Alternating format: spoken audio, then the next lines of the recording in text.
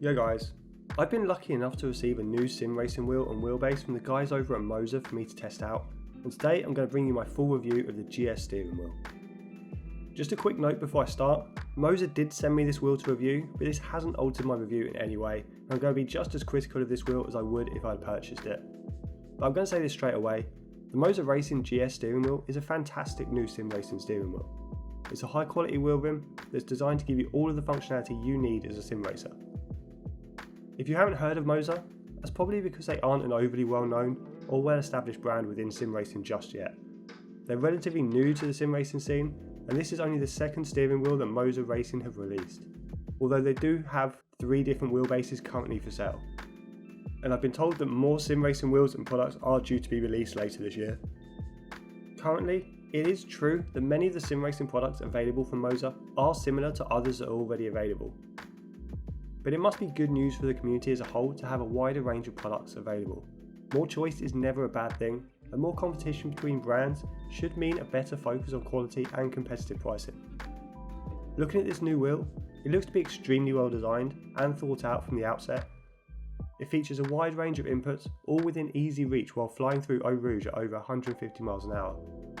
Although the design does look an awful lot like another well-designed Formula style wheel rim that has been around for years.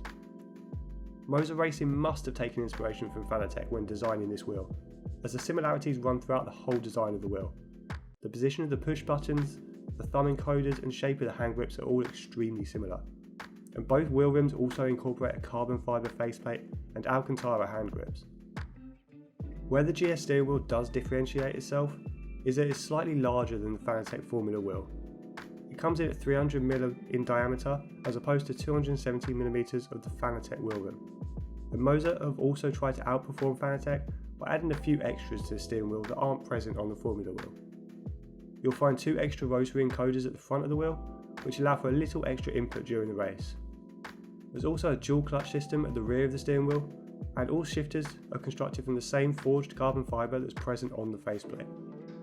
I don't know how any of this inspiration sits legally, or if Fanatec is too happy about the similarities between the 2 wheels, but I have to say that all of these design choices, and the improvements that Moza has made, lead to one heck of a good looking steering wheel.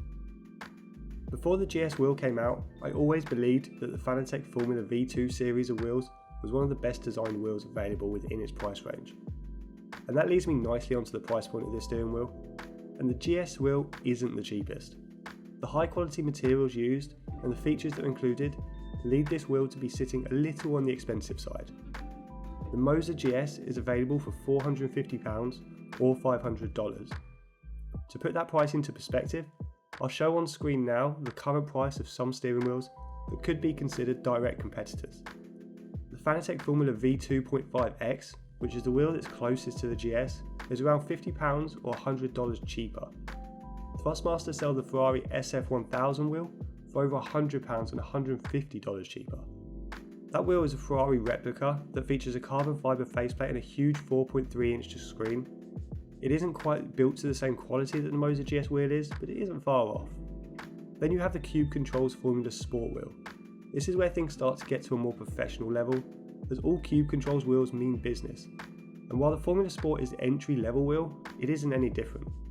At £450 or $500, I do think the Moza GS is priced ever so slightly too high.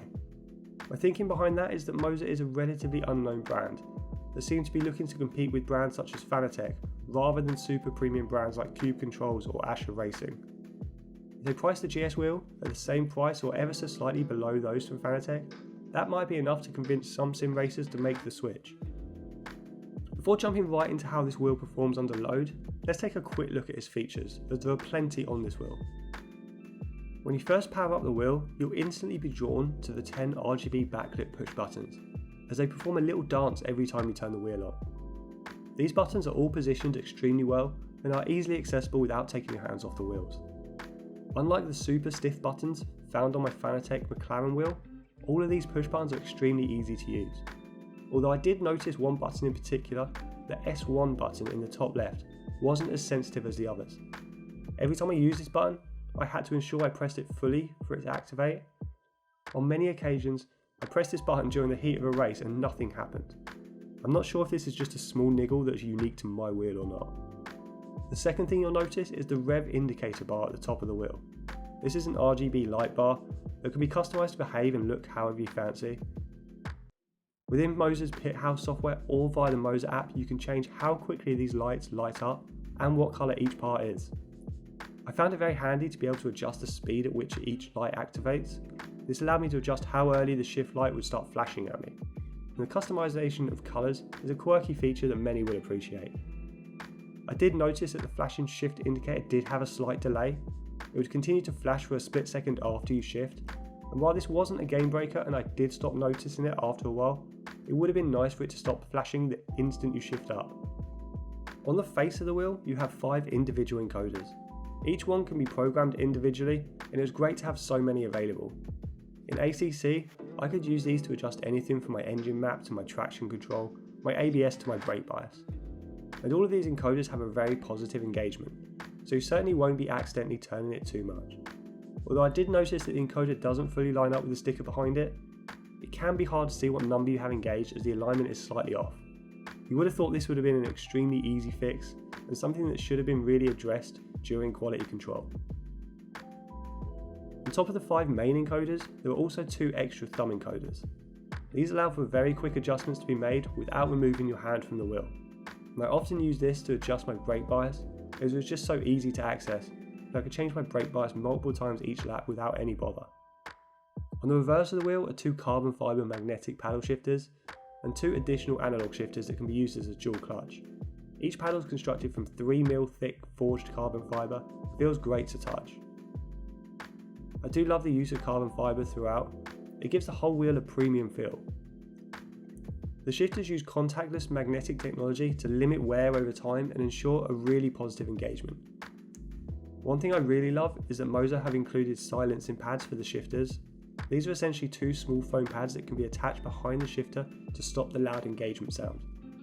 This will help if you're trying to eliminate noise from the wheel or racing late at night and don't fancy keeping everyone up. Finally, I have to mention the quick release as it's fantastic.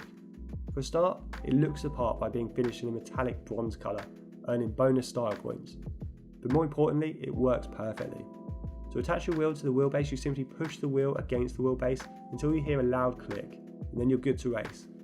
And to remove it, you push the main quick release plate against the steering wheel, while simultaneously pulling the wheel away from the wheelbase. It's extremely simple yet very effective.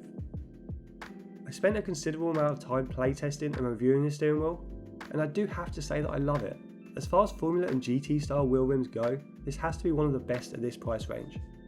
The size and weight of the wheel are just about spot on, and the increased diameter that sits at 300mm across feels perfect and feels ever so slightly more realistic than the smaller Fanatec Formula wheel.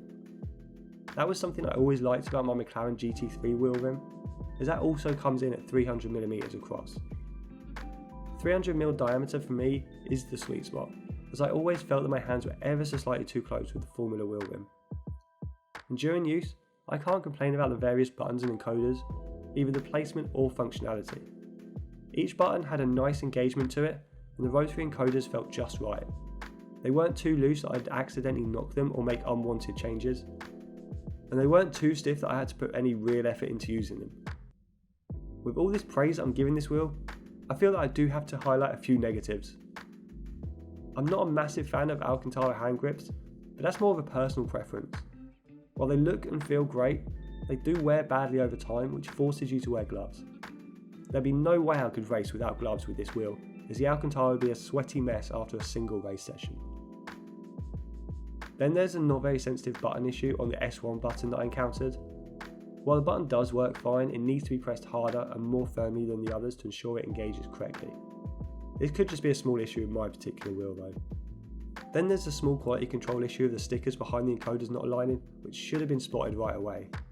And finally, something I haven't mentioned, I'm not a fan of the rev indicator display. The light bar features 10 individual LEDs that can be customised, which is great, but they sit behind a diffuse bar that blends each light together, and this is where the problem starts.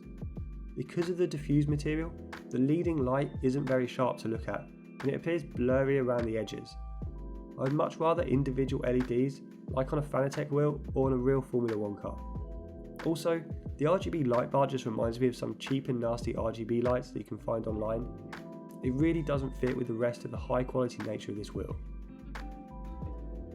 And as far as I know, this steering wheel is only compatible with Moza wheelbases. The quick release system cannot be adapted to make the wheel compatible with other brands, which is a huge shame, as I'd love to be able to use this wheel with other wheelbases or even on consoles.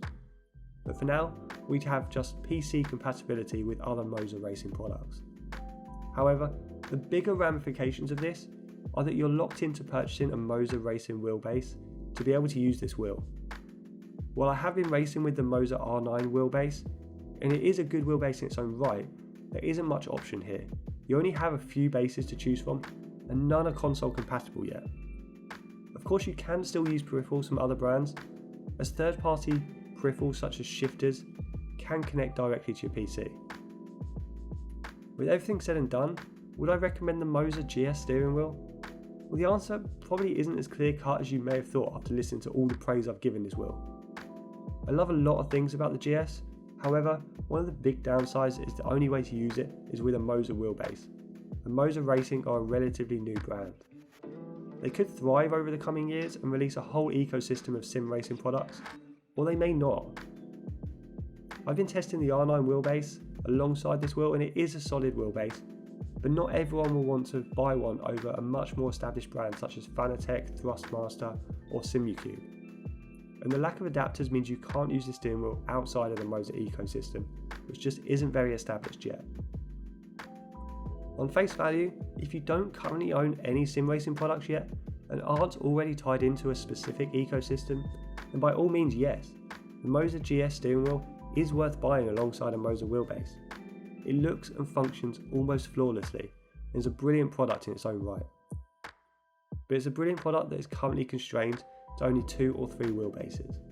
Hopefully Moza will release a third-party compatible quick release, and if they do, it would transform my verdict into a must buy.